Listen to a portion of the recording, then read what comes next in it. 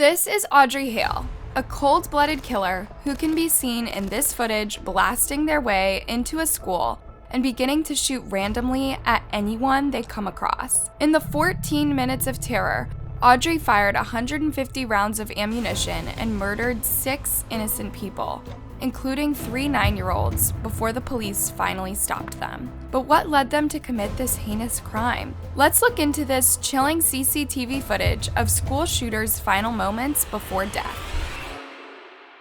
This horrifying incident happened on Monday, March 27, 2023. At around 9:53 a.m., 28-year-old Audrey Hale is captured on CCTV driving into the Covenant School, a private Christian school in the Green Hills neighborhood of Nashville that has about 200 students from preschool to 6th grade. Everything seems normal as Audrey calmly drives around searching for a parking spot. But what they would do next would leave the entire country completely horrified. For most of their life, Audrey Elizabeth Hale lived as a woman and was described as very shy, quiet, and even sweet. They attended the Covenant School at the age of 10 and even played basketball in middle school. In 2022, Audrey graduated from Nosy College of Art and Design, having received at least 2 awards for Most Improved and class participation. It's been hard, but it's also been an amazing experience when it comes to developing my creative talents and growing as an artist. On their Instagram profile, Audrey described themselves as an illustrator and graphic designer. A self-portrait of Audrey the artist claimed that they were on a mission to change the world.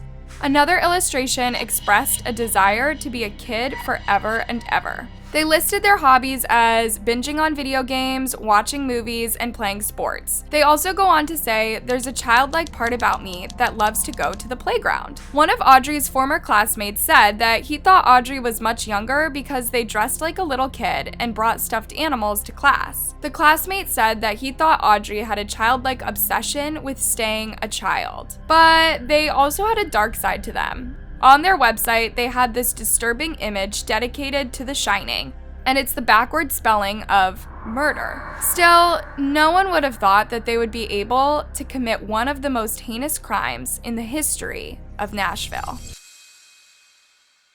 At 10:10 a.m., Audrey is seen entering the school building by firing through a set of glass side doors. They then kick the hallway glass and walk through the now empty door frame. They are wearing a backwards red baseball cap, glasses, gloves, and what appears to be a bulletproof vest. The footage shows Audrey calmly walking through the hallway with a gun pointed out as emergency lights flash. They peer through the window of a door written "Church Office" before going in and walking out of the camera's view. Seconds later, they reappear and walk into a different room. At 10:21 a.m., they are seen walking through a different hallway past a sign that reads "Children's Ministry." Meanwhile, the police, who had already received a call about shots fired at the school, arrived at the scene around this time. Body cam footage from one of the officers shows him talking to a teacher outside who tells him that the children were in lockdown, but 2 were missing. The officers entered the building at 10:23 a.m. While clearing the first floor of students and staff, they heard gunshots coming from the second floor. The footage shows officers stepping over a victim on the second floor as they made their way to Audrey. Go stairs, go stairs, go. Go, go, go, go, go, go, go, go. I got it, go.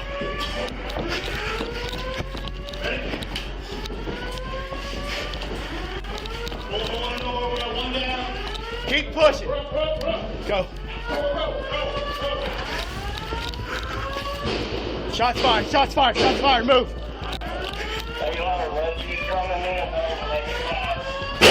Right.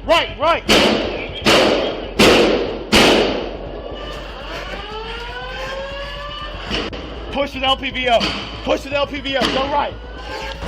At 10:25, a 5-member team is seen approaching the suspect and sent 2 of the officers to an open fire, each firing 4 times. Audrey was hit several times and declared dead at 10:27 a.m., 14 minutes since the first 911 call was made. Sadly, they had taken 6 people down with them. The church and the school are in one building.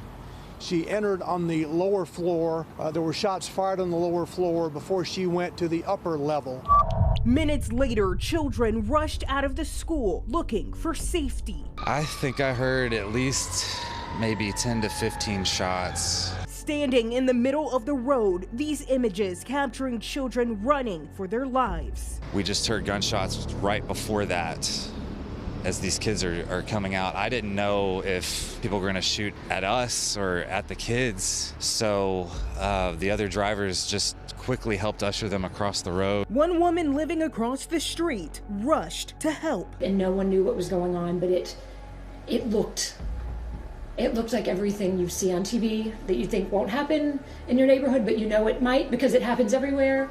It looked like a school shooting. 60-year-old Catherine Concy was among those killed in this terrifying ordeal. She was the school head teacher and was described as a wonderful human being who was sassy and full of grace. She is said to have died trying to protect her students. One of the parents said in an interview with the BBC, "She knew every single student by name. She did everything to help them when families couldn't afford things. It didn't matter. She found ways for them to stay." Mike Hale, the 61-year-old custodian at the school, was described as a big man with a big heart and a soft spot for children. He knew all of them by name and would stop to say hello. His daughter wrote on Facebook, "Today, my dad lost his life at the Covenant School/Church, a job everyone knows he absolutely loved. I have watched school shootings happen over the years and never thought I would lose a loved one over a person trying to solve a temporary problem with a permanent solution." 61-year-old Cynthia Peak was a substitute teacher who is remembered as a pillar of the community and a teacher beloved by all her students. Her brother said in an interview, "She was a strong believer. She would want a positive approach on this to help God's kingdom on earth." All of the students killed in the horrific incident were only 9 years old. One of them, Haley Scruggs, was actually the daughter of Chad Scruggs, a senior pastor at the Covenant Presbyterian Church, which shared a location with the Covenant School. He described his daughter as such a gift and said that he had faith that one day they would be reunited. "We are heartbroken. Through tears, we trust that she is in the arms of Jesus, who will raise her to life once again." Evelyn Dykehouse's family said that their hearts were completely broken. "We cannot believe that this has happened. Evelyn was a shining light in this world." It was reported that Evelyn died a hero, as she was trying to pull the fire alarm to alert others. During a church service held hours after the shooting, Evelyn's 2-year-old sister broke into tears saying, "I don't want to be an only child." William Kinney was said to be a child with an unflappable spirit. A friend of the family wrote in a GoFundMe fundraiser she created in his honor, "He was unfailingly kind, gentle when the situation called for it, quick to laugh, and always inclusive of others. Sweet Will knew no strangers, and our hearts are broken for his family as they try to find their way forward." Several vigils were held in honor of the victims as the community and the entire country asked why. Our police officers have cried and are crying with Nashville and the world.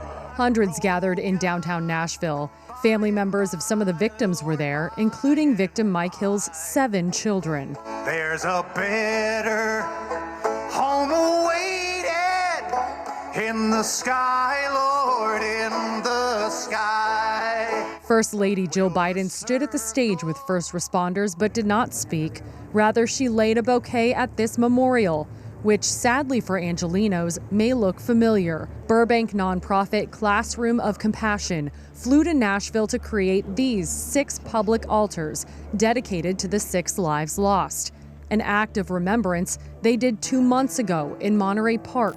Initially, the Metro Nashville police said that the shooter was female and appeared to be in her teens, but they later clarified that they were actually 28 years old. They also revealed that Audrey was transgender, as they had started going by the name Aiden on social media and using him/his pronouns. However, Audrey's mother still referred to them as her daughter. Audrey lived with their parents, Norma and Ronald Hale, whose neighbors described them as very nice and very religious. The parents told the police that Audrey had been suffering from emotional disorder at the time of the shooting and was under medication. They said that they knew Audrey had bought a gun at one time, but they asked them to sell it because they thought Audrey couldn't be trusted with it. But instead of selling the gun, Audrey actually had hidden it and bought 6 more weapons from 5 local stores. When the police raided the parents' house, they found a stash of 4 weapons, including the 3 that Audrey had been using. Police also found a manifesto explaining why they did it. along with several maps, including that of the school. Police believe that Audrey had been planning the killing spree for a while and had targeted other places as well, including a nearby mall. It was the only school that was targeted. There was another location that was mentioned, but because of a threat assessment by the suspect, too much security, they decided not to. And that area was here in Nashville, so we're continuing with that investigation as well.